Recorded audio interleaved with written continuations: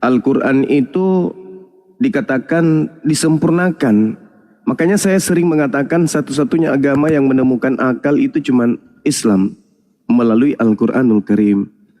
Di dalam salah satu ayat dalam Al-Quran ini dikatakan begini, wal arda ba'da dzalika dahaha. Apa maknanya? Rumah tidak akan mungkin bisa berdiri kokoh kalau tidak duduk pada dataran yang datar. Itu dulu. Harus datar rumah panggung itu baru bisa rumah itu berdiri dengan kokoh.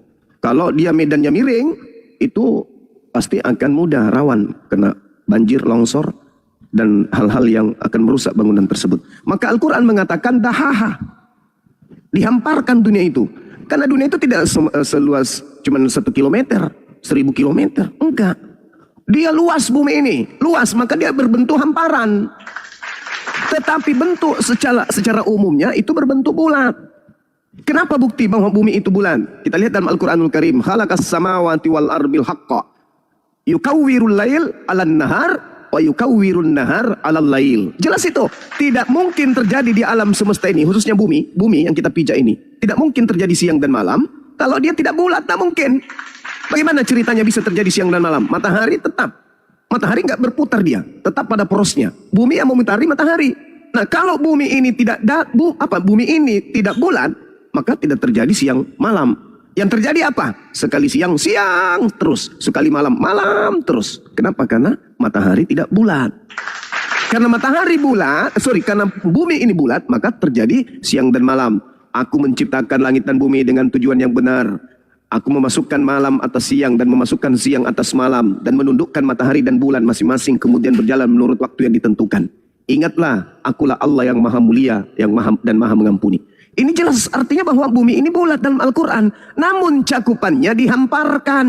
Contoh misalnya, ada kita buat lingkaran besar, bulatan besar. Misalnya kita mau membuat bola. Di Indonesia misalnya, bola bumi, bola. Bentuk bola kita buat karikaturnya, tapi benar-benar besar. Benar-benar besar bola bumi itu, bentuk bola ini. Kemudian kita ingin menutupi kemudian bola ini dengan kain.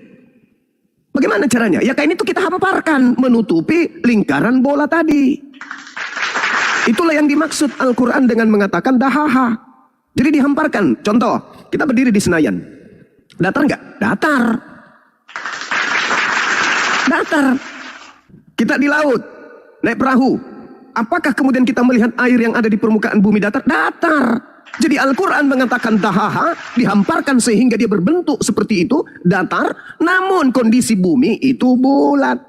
Berbeda dengan Bible. Kalau Bible benar-benar bumi itu datar. Mana dalilnya? Kita kasih.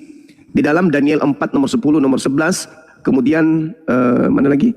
Di dalam kitab Mazmur 19 nomor 4 sampai nomor 6. Jadi bumi menurut Bible itu datar. Begitu juga di dalam Lukas 4, Matius 4, bumi itu datar. Saya kira begitu.